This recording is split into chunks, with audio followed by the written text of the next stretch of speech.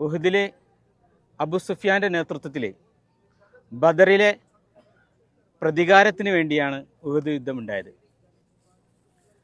ബദറിൽ മക്ക അതിൻ്റെ കരളിൻ്റെ കഷ്ണങ്ങളെ ബലിദാനം ചെയ്തു. മക്കയിലെ എല്ലാം പ്രമുഖരായ നേതാക്കന്മാരെല്ലാം ബദറിൽ മരണപ്പെട്ടിരുന്നു.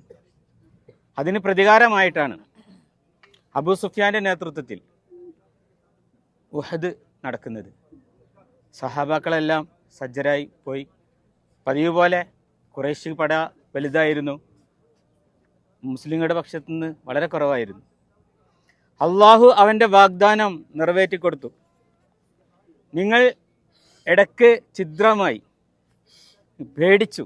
കാരണം ആദ്യ ഘട്ടത്തിൽ മുസ്ലിങ്ങൾക്ക് വിജയമുണ്ടാവുകയും മുസ്ലിങ്ങൾ ഗനീമത്ത് സ്വത്ത് സംഭരിക്കുന്നതിൽ ഏർപ്പെട്ടപ്പോൾ ജബൽ റുമാത്തിൽ അള്ളാഹുവിൻ്റെ റസൂൽ നിർത്തിയ 50ഓളം സഹാബാക്കളിൽ കുറച്ച് പേർ ഇറങ്ങാൻ തുനിഞ്ഞു. അവരുടെ നേതാവ് അവരെ തടഞ്ഞു. ഇല്ല, നമ്മൾ ഇറങ്ങരുത്, റസൂലിൻ്റെ കൽപ്പന കിട്ടാതെ ഇറങ്ങരുത് എന്ന് പറഞ്ഞു. അപ്പോൾ ആദ്യ സമയത്ത് ഈ കുന്നിൻ്റെ അപ്പുറത്തേക്ക് പിന്തിരിഞ്ഞോടിയ ഖുറൈശി പട അവരുടെ നേതാവ് ആരായിരുന്നു? ഖാലിദ് ബിൻ വലീദ് റളിയല്ലാഹു അൻഹു. ഈ കുന്നിൻ്റെ മുകളിൽ ആളുകളുടെ എണ്ണം കുറവ് കണ്ടപ്പോൾ അതിലൂടെ തിരിച്ചു കയറി ആ കുന്നിൻ്റെ മുകളിൽ ഉണ്ടായിരുന്ന സഹാബാക്കളെല്ലാം വധിച്ചു കളഞ്ഞു. എന്നിട്ട് താഴെ ഗനീമത്ത് സ്വത്ത് ശേഖരിച്ചു കൊണ്ടിരിക്കുന്ന സഹാബാക്കളുടെ ഇടയിലേക്ക് അവർ ഇരച്ചു കയറി. സഹാബാക്കളാകെ ഹറ്റായിദഫശിൽത്തും അവർ ഛിന്ന ഭിന്നമായിപ്പോയി. ആ യുദ്ധത്തിൽ പ്രവാചകൻ സല്ലല്ലാഹു അലൈഹി വസല്ലമിൻ്റെ മുൻപല്ല് പൊട്ടി, അങ്കി മുഖത്തേക്ക് തറച്ചു കയറി. ശത്രുക്കൾ കുഴിച്ചിരുന്ന വാരിക്കുഴിയിൽ പ്രവാചകൻ സല്ലല്ലാഹു അലൈഹി വസല്ലം വീണു, പരിക്ക് പറ്റി. അങ്ങനെ പല സഹാബാക്കളും ഓടി.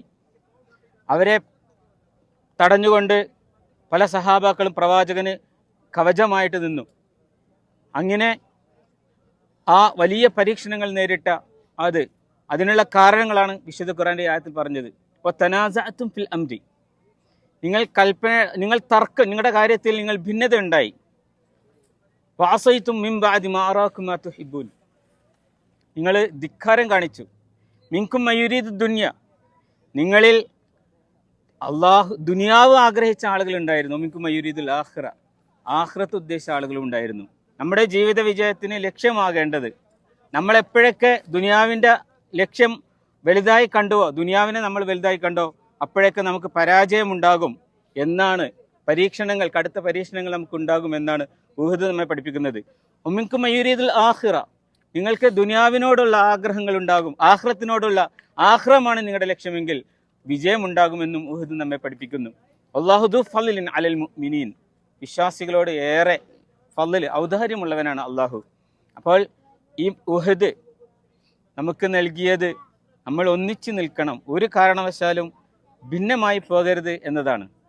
70ഓളം സഹാബാക്കൾ ഉഹദിൻ്റെ ഈ രണാങ്കളത്തിൽ മരണപ്പെട്ടു വീണു, ഷഹീദായി.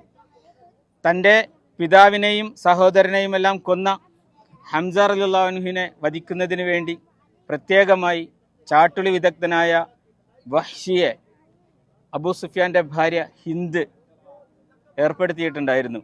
അതിന് വഹ്ഷിക്ക് നൽകിയ ഓഫർ മോചനമായിരുന്നു, അടിമത്തത്തിൽ നിന്നുള്ള മോചനം, വേറെ പല സമ്മാനങ്ങളും. അതുദ്ദേശിച്ചുകൊണ്ട് ഹംസ റളിയല്ലാഹു അൻഹുവിനെ വധിക്കാനായിട്ട് തക്കം പാർത്ത് നടന്നു വഹ്ഷി. അങ്ങനെ യുദ്ധത്തിൻ്റെ ആദ്യഘട്ടത്തിൽ അദ്ദേഹത്തിൻ്റെ പടയങ്കി ഒന്ന് ശരീരത്തിൽ നിന്ന് മാറിയ സന്ദർഭത്തിൽ ആ ഒരു നിമിഷം കാത്തുനിന്ന് ആ ഒരു നിമിഷത്തിൽ ചാട്ടുളി പ്രയോഗിച്ചു. ഹംസ റളിയല്ലാഹു അൻഹു മരിച്ചു വീണു. ഹിന്ദ് നെഞ്ചു കുത്തി തുറന്ന് കരള് കടിച്ചു തുപ്പി.